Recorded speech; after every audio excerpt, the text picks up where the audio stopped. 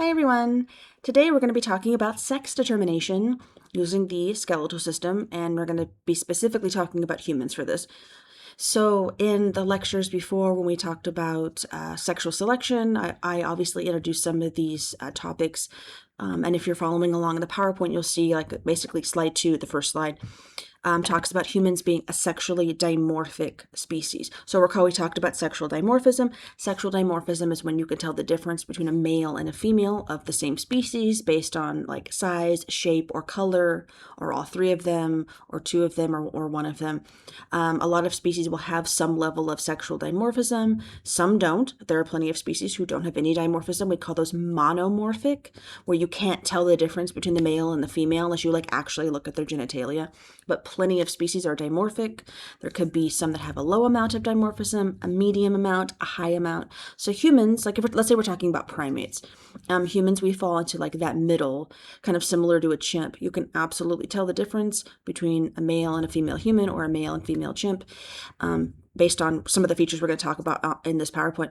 But let's say a more extreme or high dimorphism primate would be like the gorilla, where there's an extreme difference between male and female. And then of course we have examples like the gibbon, where they're monomorphic and you can't tell unless you like look at their genitals. So just to kind of remember that. And also terminology. I know I've said this before, that terminology matters, definitions matter. So in this class, we're talking about just sex, right? We're not talking about gender. In the 101 that I teach, we end up talking about both of those things. But in this class, we're talking about just, anatomy, morphology, physiology. So that's just talking about like the biological aspects. So we're just talking about sex, male, female, whether it's humans or chimps or rabbits or, whatever we're talking about. Let's see. So what are the two best areas to be able to determine male versus female when we're looking at the human skeleton? The best place is the pelvis, probably no surprise to you. But the second the second best is the skull. So I have a list here of a handful of this isn't all of them. These are just a few I'm introducing to you. Some of the features of the pelvis and some of the features of the skull that are really good to kind of visualize to be able to determine if you're looking at a male or a female. Now, it's also important to remember that you never want to look at just one feature, because remember, this is one of those important parts about how evolution works and how nature is that there's always variation. So not every female, let's say human, is going to have the exact same pelvis, right? Not even every female looks exactly the same way. We have variation in every single trait, like our nose shape, our ear attachment, our hair color. Of course, the pelvis is going to be part of that, going to be slightly different in some of its features. But in general, females tend to look one way, males tend to look another. So we have two general categories, of course, but there's still going to be variation in between, right? So when we're looking at the pelvis, let's say you have the pelvis in front of you and you have the whole thing, so there's no fragments.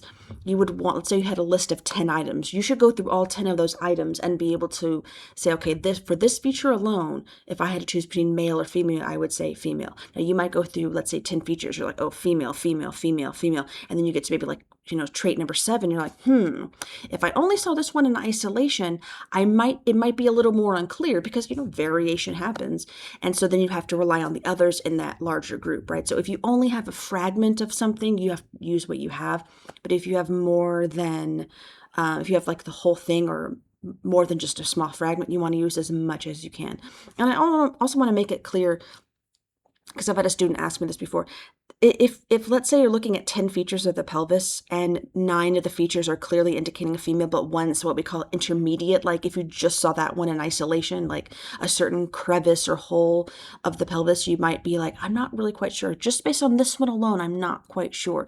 That doesn't suddenly mean that person has like an unattractive pelvis or something, Like a lot of these features are like where a nerve runs through, right? They just happen to look different in males or females. So it's not related in any way to like attractiveness level, or that's like a completely separate thing, right? Same thing with the skull or the skull. If you're looking at the skull and you're like, okay, based on like the face, the back of the head, the top of the head, the mandible, most females kind of look like this and most males kind of look kind of like this. If you're looking at 10 traits of, the face and you're like, okay, this is showing female, female, female. But one of the traits you're like, this mandible is a little more angular than let's say it could happen in a female, but it just kind of deviates from the average a little bit. It doesn't suddenly mean that the female has an ugly mandible. Like, you know what I mean? That's kind of an unrelated thing. So just kind of keep that idea in mind.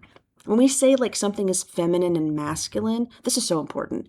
When we say something is feminine or masculine when talking about like the skeletal system, it's not a value judgment on like attractiveness. Like this is masculine in terms of like I'm attracted to that trait, or feminine in terms of like, oh, it's pretty. Like that's not what we mean at all. What we mean is feminine or masculine. This is most similar to the female average. This is most similar to the male average. Like that's all that means. It's unrelated to a value judgment on anything, let alone like attractiveness. That's like completely unrelated to that. So you'll see there's a list for the pelvis, and the few slides, let's say 5, I think it's like 5 through, I don't know, like 9 or something, we'll go through them, kind of shows you these traits. So the first one is the pelvic outlet. Basically, when you're looking at the pelvis, like the whole, right? No surprise, in a female, that area is going to be wider, larger. Because something, I mean, if they decide to have offspring, something has to pass through there. Whereas in the male, it can be really narrow. Some of the bony features can kind of be in the way. It's not going to matter. Nothing's trying to get through that. But in the female, you'll notice that it tends to be wider. Any of the bony features kind of in that general region kind of stay out of the way a little bit more because of that. So that's, because in the past, let's say you were a female and some of those bony prominences were in the way, that would have meant death to you and your offspring. Nowadays, let's say you find out that you as a female have you're more slim hipped than other females, you might just opt for, or your doctor might decide to opt for like a C-section or something. So we have interesting cultural ways now to buffer a few things that maybe we would not have been able to in the past, which is interesting. But in the past, this would have been exactly, there would have been selection forced strongly on that. The next one, the pubis shape. So if you recall in the previous PowerPoint, I talked about the pelvis being called the os coxa. That's like the technical term. So we have like the left and the right os coxa, but on either side, the left or the right, they're actually broken into 3 smaller bones. There's like the ilium, the ischium, and the pubis. And you might be thinking, oh my God, that's like so many terms. I don't even know what you said. I have to rewind it to write that down. I wouldn't worry too much about it. Just kind of look at the image right now. You'll see the image. The pubis is kind of the small part in the front of the pelvis. So you're thinking of like, okay, the kind of the flat part where if you're looking in the mirror, you kind of see that on the side, you kind of see that protruding part. That's part of the ilium, or like kind of the big flat blade-like part. Then you have the part you sit on. That's called the ischium. And in the front, where the left and the right kind of connect to each other in the front, that's called the pubis. So on the image, you'll see, actually, it's a picture of my pelvis on an x-ray. You'll see the pubis is kind of in front. And I've circled exactly what I'm talking about, that point where the left and the right connect to each other in the front of the pelvis. So if you're looking at that little feature, on a female, that kind of feature tends to be a little more square or rectangular. But in a male, it looks a little more triangular. It's simply because the more rectangular that gets, the wider it gets, and so the more larger the general opening of the whole pelvis gets. So the more likely you're looking at a female when that feature is more square or rectangular. So if you only had that small fragment of the pelvis, you would, that's a really good area to have, because the other features kind of surrounding it too, that would be able to inform you. The next feature, so just what I was just saying, if you were looking underneath the pubis, so not at the pubis itself, kind of the angle underneath, if the angle is very wide, it's a female. If it's very narrow or acute, that's the male. And that's kind of the general rule with pelvis, is if you're looking at a feature and it's more open, wider, well, those are the two terms, like open, more, wider, etc. It's going to be the female. If it's more closed off, narrow, etc., you're looking at the male. So that's kind of the general rule, which holds true. The next one, the sacrum. So you have that curved sacrum. I'm sorry, my brain. You have the sacrum, which is in like the base of all your vertebrae, and then you have that kind of triangular bone at the bottom. That's called the sacrum.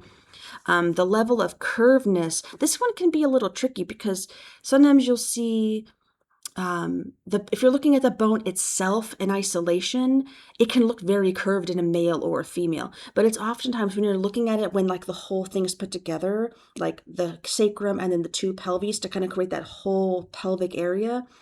If you're looking and seeing, let's see if I have an image of it. I probably don't. Of course I don't. But if that sacrum is really curved, it's actually going to be in the way of anything kind of trying to come out of that opening. So of course, in a female, that even if it's kind of, the bone is curved itself, the curvature usually kind of stays out of the way. versus in a male, it can be totally curved up into that hole, and it's not going to matter because nothing's trying to get through that hole. You know what I mean? So the curvature kind of being in the way or not is going to help you in determining if it's male or female.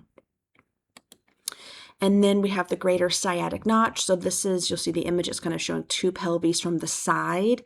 I know the pelvis is kind of an odd bone to kind of orient, especially when you're not holding it in your hand or looking at like a skeleton.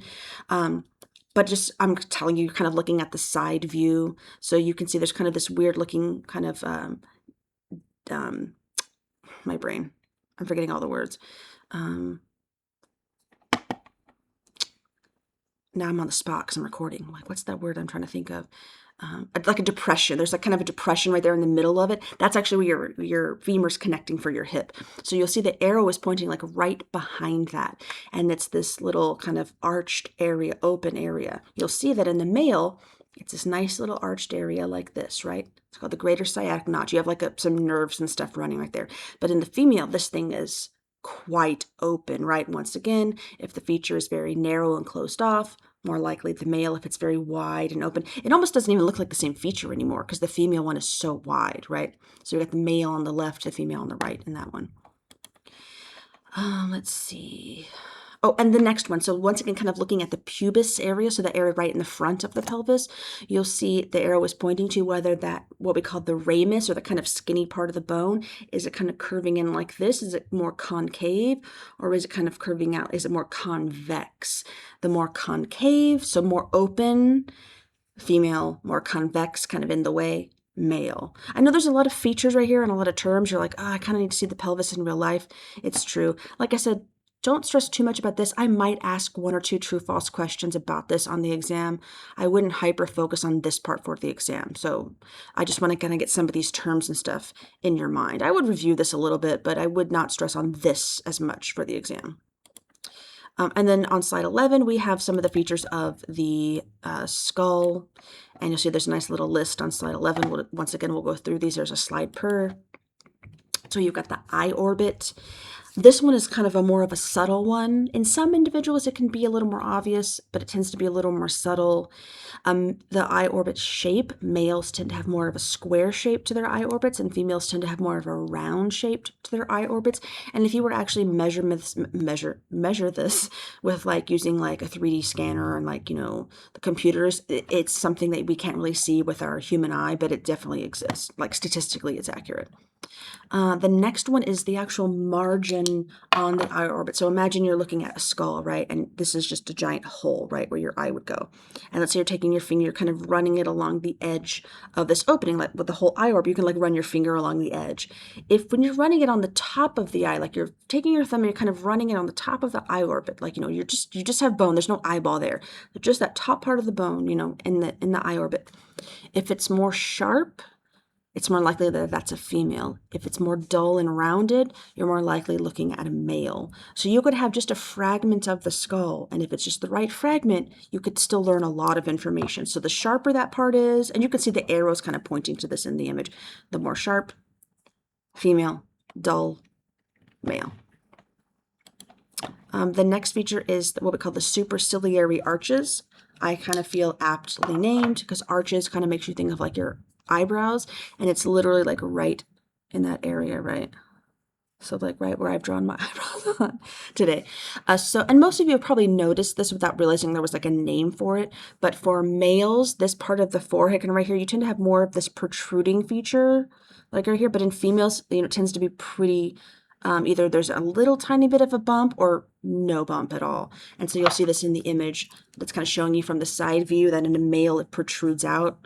And in the female, it usually doesn't at all. But like I said, let's say you saw a female that had a slightly protruding one. It wouldn't suddenly mean she's like super ugly. You might not even really pick it up with your eye.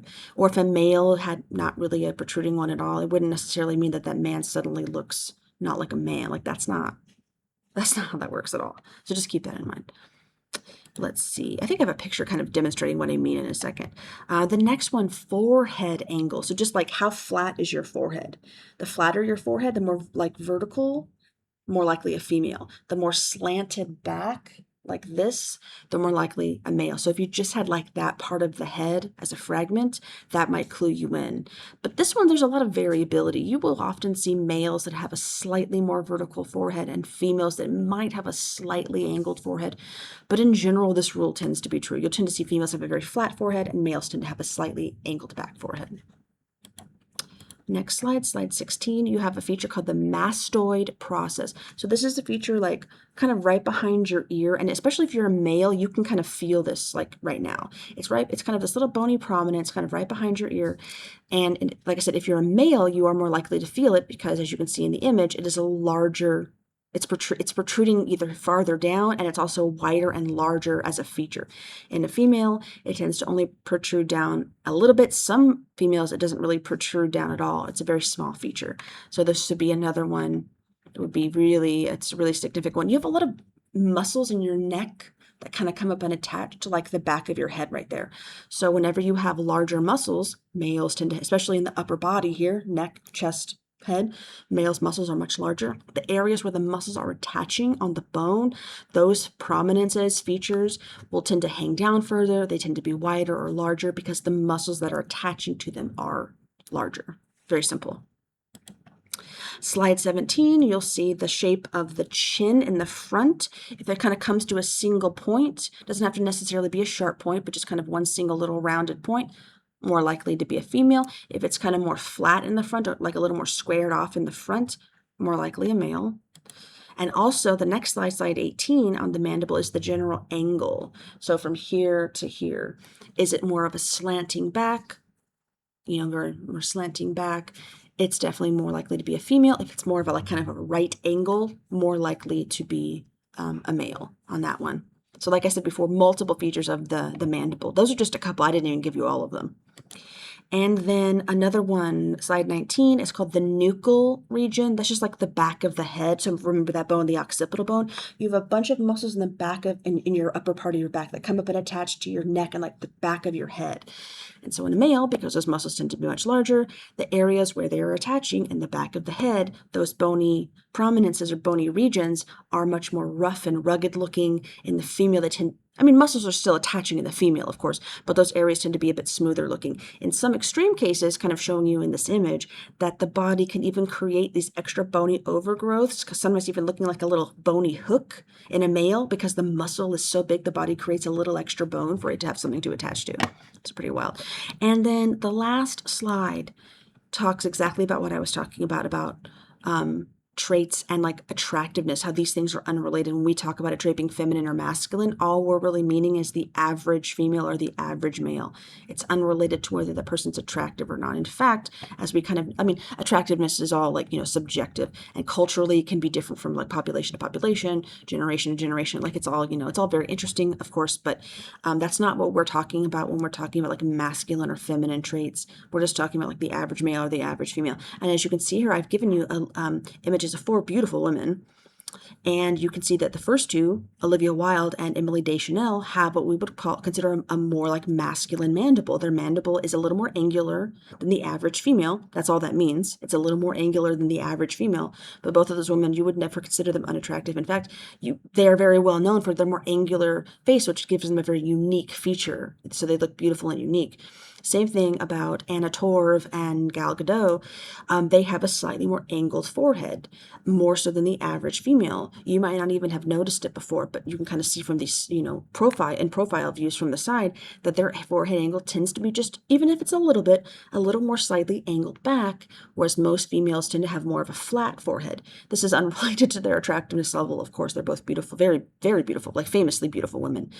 And it only kind of adds to their uniqueness, right? So there's no, when we talk about, I feel like I say this and repeat this and repeat this, and sometimes students still don't understand, or it's not getting into their brain. So I'll just say it like one more time, that when we're talking about something being masculine or feminine, all we're meaning is this is similar to the average female state of whatever trait, or the average male state of whatever trait. It's unrelated to good, bad, better, worse, attractive, unattractive, like none of that.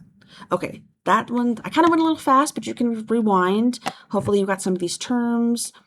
And so when you go into the lab later, you're like, oh, I remember some of these, you know, the pubis shape, etc. So, okay, cool. I will see you guys on the next one.